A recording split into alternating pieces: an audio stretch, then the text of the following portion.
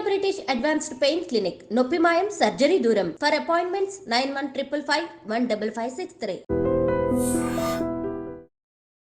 Hi guys, welcome to I dream. నేను మీ చాణక్య.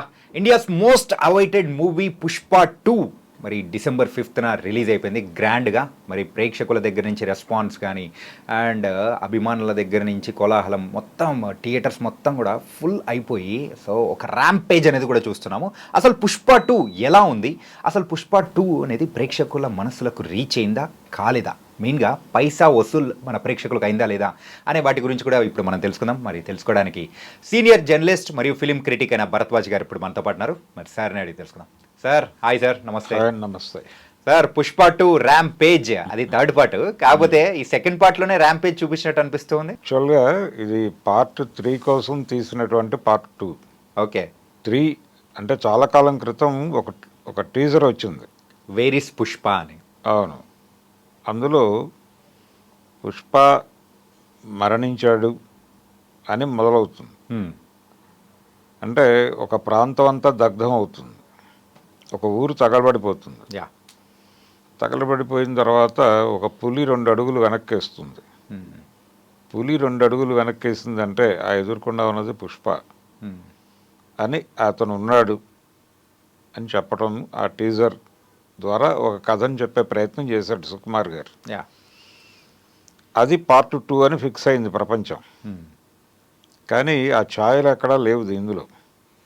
కారణం ఏంటంటే పార్ట్ 1కి వచ్చినటువంటి ఒక క్రిటికల్ రెస్పాన్స్ వచ్చింది, దానికి మిక్స్డ్ టాక్ వచ్చింది. ఆ మిక్స్డ్ టాక్ రావటం వలన 2కి సంబంధించి కొంచెం ఎక్కువ కేర్ తీసుకోవాలనుకుని కొన్ని బ్లాక్స్ డిజైన్ చేశారు. ఈ బ్లాక్స్ డిజైన్ చేసుకుంటూ వెళ్ళే క్రమంలో ఇవి హెవీ అయిపోయినాయి. ఇవి హెవీ అయిపోయి వీటి వరకు ఒక భాగం చేసి ఒరిజినల్గా తీయాలనుకున్న పార్ట్ 2ని 3కి షిఫ్ట్ చేశారు. దాంతో అనివార్యంగా ఇప్పుడు 3వ భాగం తీయాల్సిన పరిస్థితి. కాబట్టి ఈ బ్లాక్స్ వరకు బాగా డిజైన్ చేసుకున్నారు.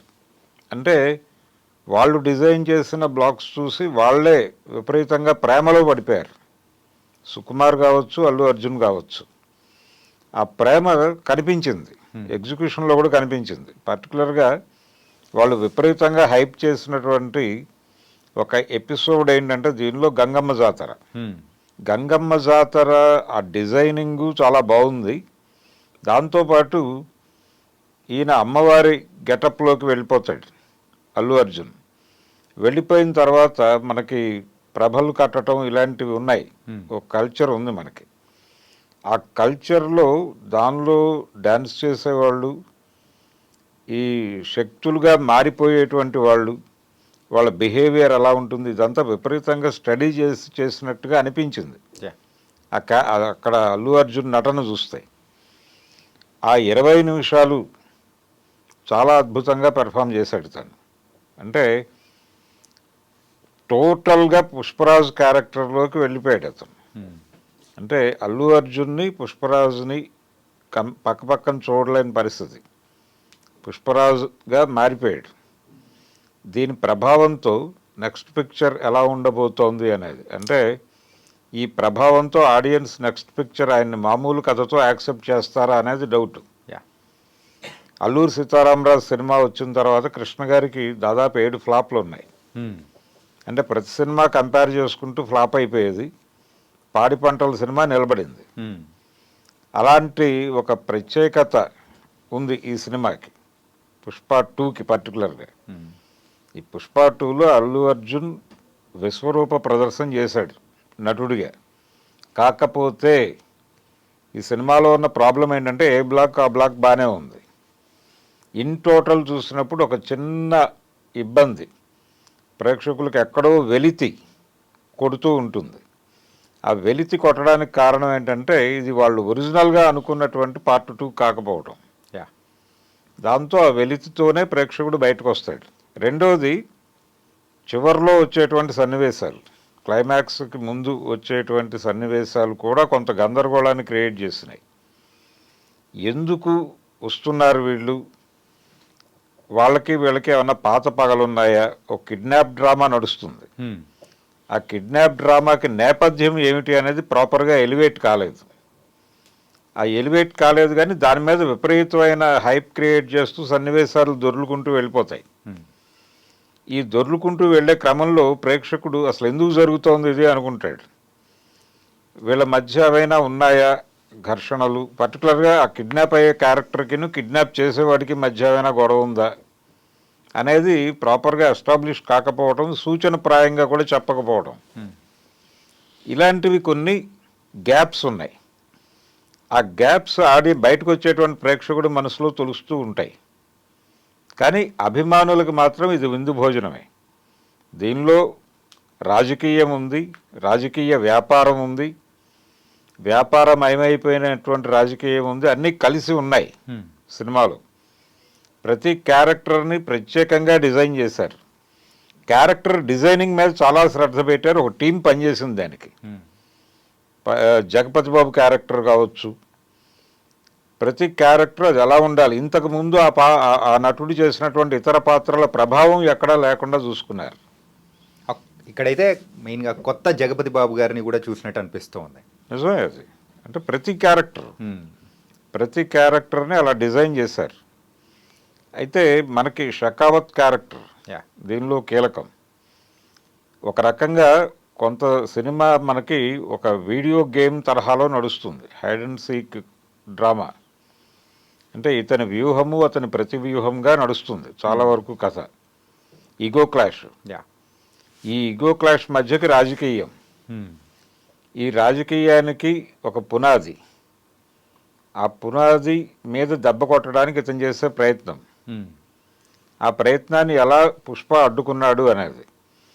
ఈ హైడ్ అండ్ సీక్ గేమ్లో చాలా సీన్లు బాగానే డిజైన్ చేశాడు, కానీ డైరెక్టర్ గారు కొన్ని ప్రేక్షకులు ముందే ఊహించేవిగా ఉన్నాయి. అంటే పర్టికులర్గా ఆ ఎర్రచందనాన్ని సరిహద్దులు దాటించేటువంటి సన్నివేశాలు, దాని మీద ఎక్కువ శ్రద్ధ పెట్టాడు. కానీ ఆడియన్స్కి అర్థమైపోతూనే ఉంటుంది. అంటే పుష్ప రూల్ అనేది టైటిల్ పెట్టారు, బాగానే ఉంది. పుష్పకి ఎదురు నిలబడేటువంటి ఒక బలమైనటువంటి విలన్ ఉండాలి కదా. ఆ విలన్ క్యారెక్టర్ని డిజైన్ చేయటంలో ఎక్కడో చిన్న తడబాటుకి లోనయ్యాడు డైరెక్టర్ గారు. అండ్ ఇంకోటి ఏంటంటే పుష్పరాజ్కి ఉన్న కాన్ఫ్లిక్ట్స్, ఎక్కువ మంది విలన్స్, అది కూడా ఒక చిన్న టైప్ ఆఫ్ కన్ఫ్యూజన్ తీసుకొచ్చే అవకాశాలు ఉంటాయంటారా? డెఫినెట్గా. అంటే టూ మెనీ విలన్స్ ఉన్నారు అక్కడ, సో మెనీ విలన్స్ ఉన్నారు. ఉండటం వలన ఒక్కొక్కళ్ళు ఒక్కొక్క యాంగిల్లో వ్యతిరేకిస్తూ ఉంటారు. కానీ ఎవరూ కూడా ప్రాపర్ విలన్గా, అంటే ఇతనితో పోటీ పడగలిగినటువంటి పరిస్థితిలో కనిపించరు. రెండోది, వాళ్ళ మధ్య టీజింగ్ నడుస్తూ ఉంటుంది విలన్స్ మధ్య. ఆ టీజింగు, ఇతను హై హ్యాండెడ్నెస్, ఇవన్నీ కలిసి పుష్ప రూల్ చేస్తున్నాడు ఈ సామ్రాజ్యాన్ని అని ప్రేక్షకుడు ఫిక్స్ అయిపోతాడు. అతను ఒక అద్భుతమైనటువంటి వ్యూహం పన్నాడు ఇతన్ని కంట్రోల్ చేయటానికి అని కొన్ని సీన్స్ నడుస్తాయి షకావత్. కానీ ప్రేక్షకుడు దాంతో ఇన్వాల్వ్ అవడు. ఇతనేదో డ్రామా నడుపుతున్నాడు, కానీ పుష్ప 2 నిమిషాల్లో ఛేదించేస్తాడు ఇది అని ఆడియన్ ఫిక్స్ అయి ఉంటాడు. అదే జరుగుతుంది అక్కడ. ఇలా ప్రేక్షకులు ఊహించుకోవటానికి ఈ కన్వీనియంట్గా ఉండేటువంటి సన్నివేశాలు కల్పించడం అనేది కూడా దర్శకుడు ప్రాపర్ కేర్ తీసుకోలేదు అనటానికి ఉదాహరణ. ఆయన శ్రద్ధ అంతా కూడా ఈ బ్లాక్స్ మీద పెట్టేశాడు. ఆయన కొత్తగా ఉంటుంది అని ఫీల్ అయినటువంటి బ్లాక్స్ కొన్ని ఉన్నాయి, ఆ గంగమ్మ జాతర ఇలాంటివి. వాటి మీద ఎక్కువ శ్రద్ధ పెట్టారు, వాటి డిజైనింగ్ మీద ఎక్కువ శ్రద్ధ పెట్టారు, ఫోకస్ పెట్టారు.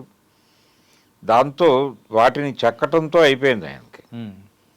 కానీ ప్రేక్షకులు ఏమైపోతారు, థియేటర్లో కూర్చున్న అభిమానులు ఓకే, అభిమానులకి ఇది విందు భోజనమే. కానీ సాధారణ ప్రేక్షకుడు పరిస్థితి ఏమిటి? సాధారణ ప్రేక్షకుడు కూడా సినిమా మీద వీళ్ళు క్రియేట్ చేసినటువంటి హైప్ నుంచి 1000 రూపాయలు 1200 పెట్టి టికెట్లు కొనుక్కుని లోపలికి వెళ్ళారు.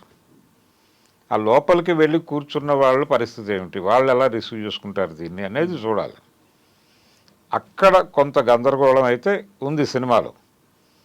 కానీ ప్రొడక్షన్ వాల్యూస్ కానీ నటనాపరమైనటువంటి విలువలు కానీ చాలా అద్భుతంగా ఉన్నాయి సినిమాలో. ప్రతి ఒక్క ఆర్టిస్టు, ప్రతి ఒక్కరూ చాలా బాగా పెర్ఫామ్ చేశారు. ఓకే, ప్రతి క్యారెక్టర్ నుంచి అద్భుతమైనటువంటి నటన రాబట్టుకోగలిగాడు ఆయన. ముఖ్యంగా రష్మిక యా. రష్మిక క్యారెక్టర్ని చాలా బాగా డిజైన్ చేశాడు తను. నాకు ఆ సీన్స్ చూస్తూ ఉండగా శివ సినిమా గుర్తొచ్చింది. దానిలో కూడా ఒక తరహా డాన్ క్యారెక్టరే నాగార్జునది. నాగార్జునకి అమలకి మధ్య ఇంటిమేట్ సీన్స్ చాలా బాగా వర్కౌట్ చేశాడు ఆయన, రామ్ గోపాల్ వర్మ.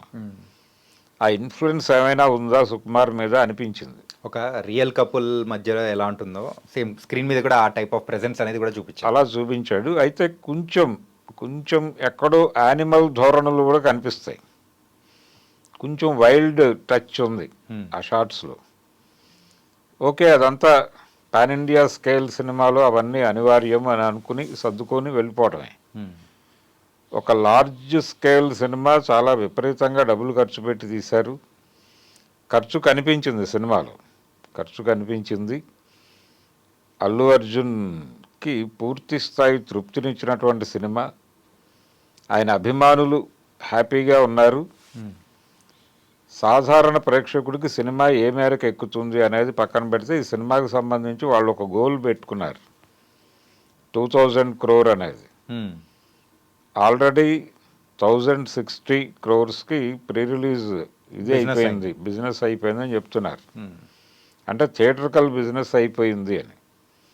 అంటే కనీసం 15 నుంచి 1600 కోట్లు వస్తే తప్ప అది వర్కౌట్ అవ్వదు. అది వర్కౌట్ అయితే వాళ్ళు బాహుబలి 2ని క్రాస్ చేసినట్టే. ఇంకా టార్గెట్ రీచ్ అవడానికి ఇంకొక 400 కోట్లు కావాలి వాళ్ళు. నైట్ మూవీ అయిన తర్వాత సో అప్రాక్సిమేట్లీ 9:30కి ప్రీమియర్స్ పడితే 1 o'clock ఆ టైంలో హిందీ రివ్యూస్ ఇచ్చే తరుణ్ ఆదర్శ్ గారు దాని గురించి ట్విట్టర్లో పోస్ట్ చేశారు. ఏంటంటే ఒక ర్యాంపేజ్ అనేది, అంటే లిటరల్గా చూడాలంటే ఒక విశ్వరూపం అనేది కూడా చూసాము. దీనికైతే ఒక మ్యాడ్నెస్ లాంటిది 4.5 రివ్యూ అనేది కూడా ఇచ్చాడు అనమాట. Out of 5 4.5. ఇంతవరకు ఏ సినిమాకు అలాంటి అంటే అన్ని మార్క్స్ కానీ అన్ని స్టార్స్ ఇవ్వలేదేమో అనిపించింది. అవును, అంటే ఇది ఆయన వరకు బాగానే ఉంది. కాకపోతే నార్త్ ఇండియా ప్రేక్షకులకు ఎక్కే అవకాశం ఉంటుందా?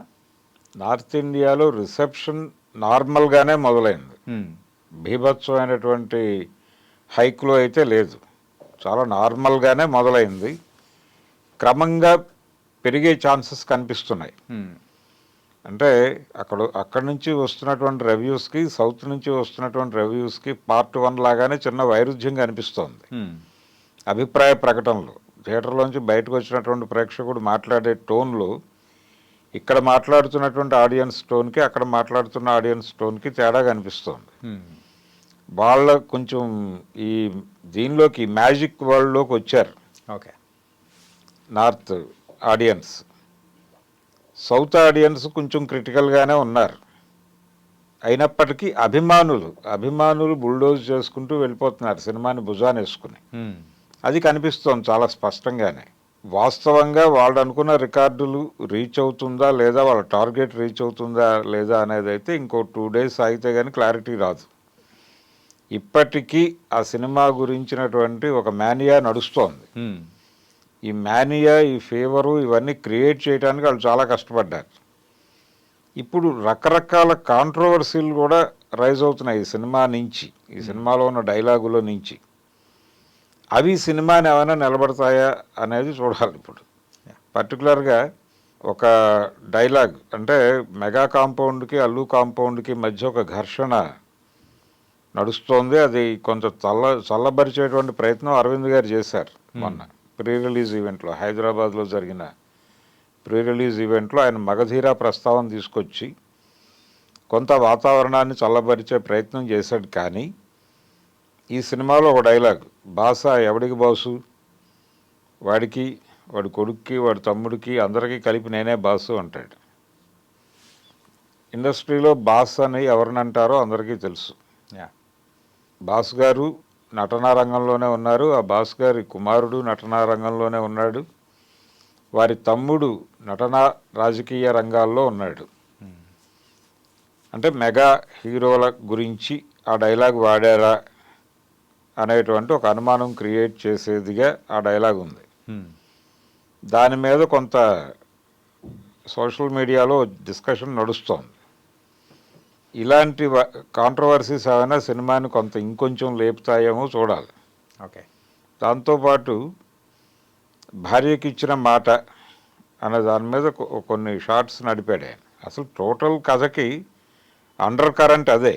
యా, అంటే తను ఒక కోరికగా కోరిన దీన్ని పట్టుకొని ఇతను ఇంత పెద్ద డిజైన్ చేస్తాడు. ఆవిడే షాక్ అవుతుంది విని. అంటే దీని మొత్తం ఈ టోటల్ సినిమా వెనకాల నువ్వు కోరిన కోరిక ఉంది అని చెప్పినప్పుడు, రావు రమేష్ క్యారెక్టర్తో చెప్పించినప్పుడు తను షాక్ అవుతుంది. ఇదంతా చూపించటం ద్వారా అంటే ఈ భార్య మాట వినేటువంటి భర్త అనే యాంగిల్లో 2 రకాల కథనాలు సర్క్యులేషన్లోకి వచ్చినాయి. ఒకటేమో ఆయన నంద్యాల పర్యటన, ఆయన కిచెన్ నుంచి డిజైన్ అయింది, దాన్ని ఆయన అక్కడ అక్నాలెడ్జ్ చేసే ప్రయత్నం చేశాడు ఈ సినిమాలో అనేది ఒక ప్రచారం.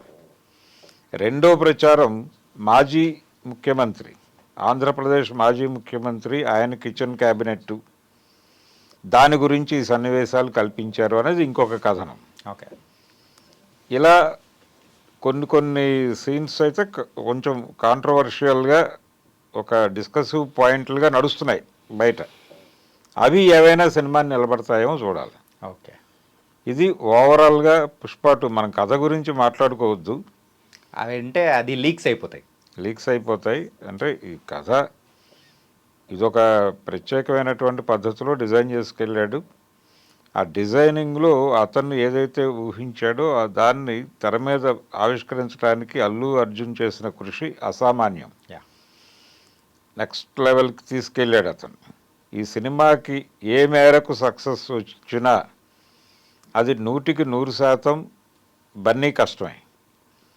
సుకుమార్ గారు ఇంకొంచెం కేర్ తీసుకుని ఉంటే బాగుండేది. ఎప్పుడైతే తను ఒరిజినల్ ఐడియాని పార్ట్ 3కి షిఫ్ట్ చేశారో, దీన్ని ఈ బ్లాక్స్ మీద నడపాలనుకున్నారు, ఈ బ్లాక్స్లో ఎటువంటి ల్యాగ్ లేకుండా చూసుకుంటూ ఇంకొంచెం కేర్ తీసుకుని ఉంటే బెటర్ కంటెంట్ ఇచ్చి ఉండేవాడు ఆయన.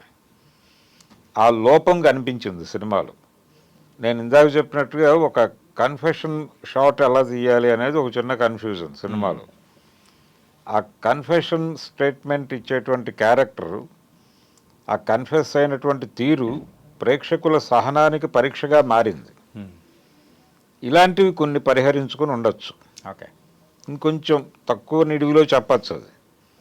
అంటే మట్కా సినిమాలో కూడా హీరో గారు కన్ఫెస్ అవుతూ ఒక స్టోరీ చెప్తాడు. అది కూడా ఆడియన్స్ని కొంత ఇబ్బంది పెట్టింది, వాళ్ళ సహనాన్ని పరీక్షించింది. ఇలాంటి సందర్భాలు వచ్చినప్పుడు డైరెక్టర్లు డ్రామా పండించడం కోసమని అటువైపు మొగ్గుతున్నారు, కానీ అది డ్రామా పండించడం కంటే కూడా ప్రేక్షకుల సహనానికి పరీక్షగా మారుతున్నాయి. ఇలాంటివి కొన్ని పరిహరించుకుని ఉంటే నిడివి కూడా తగ్గేది. నిడివి తగ్గేది, ప్రేక్షకులు ఆ ఎమోషన్లో క్యారీ అయిపోయేవాళ్ళు. ఇవి పంటి కింద రాళ్ళలాగా తగులుతాయి ఇలాంటి షార్ట్స్. అలాగే పుష్ప ఇంటిలో ఉన్నటువంటి పాత్రలు, ఆ పాత్రల బిహేవియరు, దాని మీద నడిపినటువంటి సన్నివేశాలు కూడా కొంచెం పంట కింద రాళ్లే. ఓకే, ఇలాంటివి కొన్ని పరిహరించుకుని ఉంటే బాగుండేది సుకుమార్ గారు. ఓకే, ఇది టోటల్గా పుష్ప 2 సినిమా చూసిన తర్వాత నాకు అనిపించిన విషయాలు. Okay, nice sir. మొత్తానికైతే ప్రేక్షకుల వాళ్ళ అభిరుచి తగ్గట్టు ఈ పుష్ప 2ని అయితే సుకుమార్ గారు, బన్నీ గారు డిజైన్ చేశారు. కాకపోతే అసలైన పాయింట్ అనేది పుష్ప 3లో ఉండబోతుందని కూడా క్లారిటీగా చెప్పారు. So thank you so much sir. Thank you. Guys, Pushpa 2 ఎలా ఉందో మరి సీనియర్ జర్నలిస్ట్ భరద్వాజ్ గారు చాలా చక్కగా చెప్పారు కదా. మరో ఇంటర్వ్యూతో మళ్ళీ కలుద్దాం. అంతవరకు take care. This is your Chanakya.